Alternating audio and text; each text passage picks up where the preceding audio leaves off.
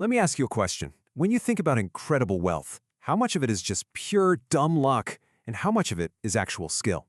It's this age-old debate, right? And it gets right to the heart of what it really takes to win. So, if I asked you to picture the absolute master of investing, the person who perfected the skill, I'm willing to bet one name just popped into your head. Of course. It's Warren Buffett, the Oracle of Omaha. The guy's a legend. He's practically a household name, synonymous with being a financial genius. But here's the kicker.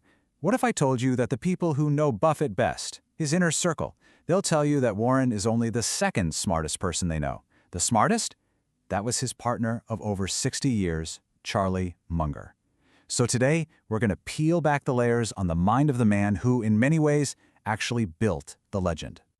To really get what made Munger tick, you've got to go way back. His entire way of thinking, his whole philosophy, was forged in the fire of his early life. You see how all these pieces connect, right? He's born into this family of lawyers and judges, so from day one, he's absorbing ideas about rules and systems. Then boom, the Great Depression hits, and as a kid, he sees what total economic chaos looks like and learns the value of stability. But he also sees his grandfather navigate that chaos, using smart investments to save the family businesses.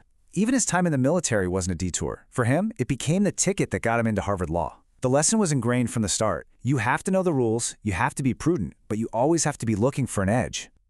But listen, his life was not some straight shot to the top, not even close. What really defined the man he would become was a period of just unimaginable personal tragedy.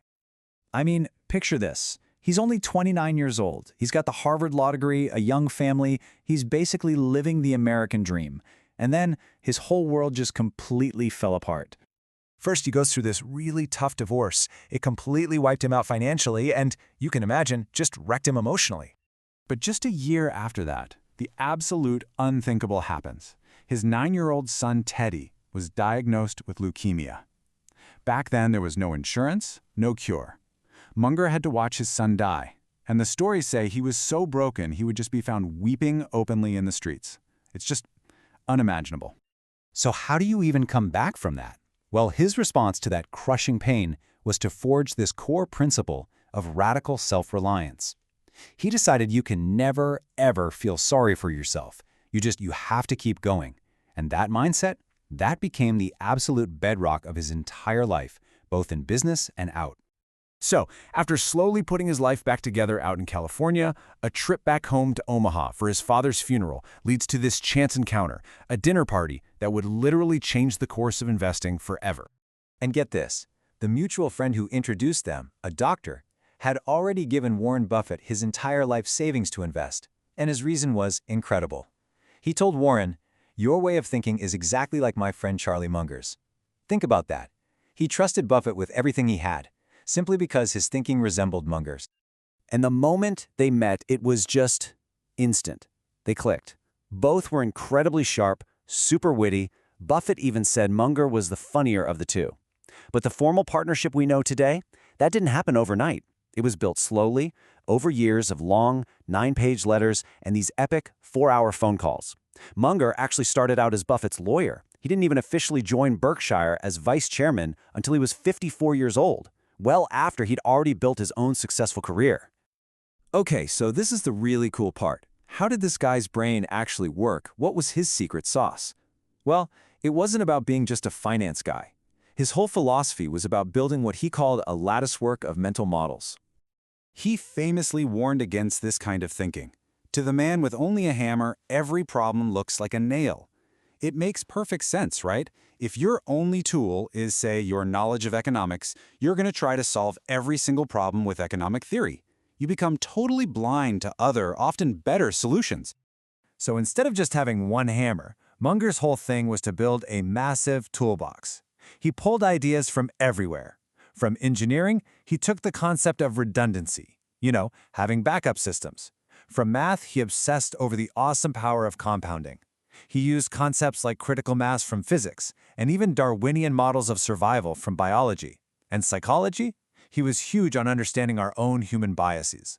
By weaving all this stuff together, he could look at a single investment from a dozen different angles at once. Okay, so with this incredible, diverse toolbox, Munger built this just brutally efficient system for filtering potential investments. And it all kicked off with one really simple but really powerful rule. This idea was everything to his strategy. You don't have to be a genius at everything. In fact, that's impossible. The real key is to be brutally honest with yourself about where you're actually smart, your spots, and then just stay there. Only play the games you know you can win. He called this your circle of competence. So here's how he put that into practice. He'd look at any company in the world and immediately sort it into one of three piles. You got your non-investable pile, your too hard to understand pile, and finally, your investable pile. And look at this, a whopping 85% of all companies went straight into the no piles. Either they were just bad businesses or, and this is so important, they were just too complicated. They were outside his circle. You can see it here. It's this incredibly ruthless funnel. You start with every company out there. Step 1, junk 85% of them right away. Then, on that little 15% that's left, you unleash the entire lattice work of mental models. And what comes out the other end? A tiny, elite 1%. For him, those were the only companies on Earth truly worth a major investment. Okay, so for that tiny 1% that actually makes it all the way through this brutal filter, what was the final non-negotiable rule?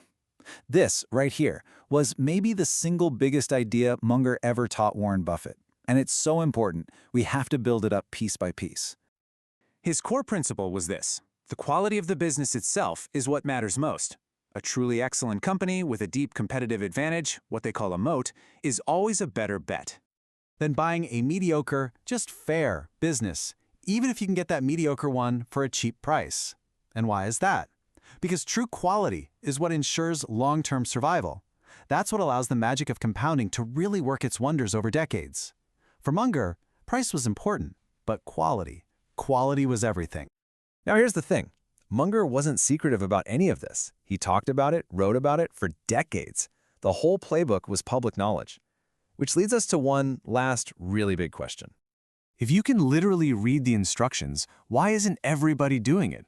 Why is there only one Charlie Munger? Why can't we all just follow the steps and get the same results? Well, the answer is something called the knowing-doing gap.